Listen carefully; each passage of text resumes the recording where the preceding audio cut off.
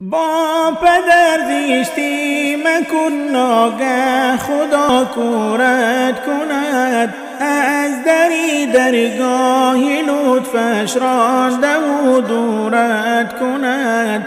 با پدر زیشتی مکن ناگه خدا کورت کند، از دری درگاهی لطفش رانده و دورت کند.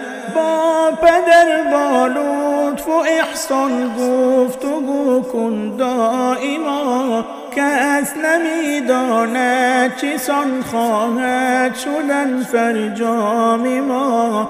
با پدر با لطف و احسان گفتگو کن دائما، کس نمیداند چسان خواهد شدن فرجام ما. گر به پیری میرسد دستش بگیر خارش مکن، با سخنهای زبانت هیچ تو آزارش مکن. گر به پیری میرسد دستش بگیر خارش مکن، با سخنهای زبانت هیچ آزارش مکن.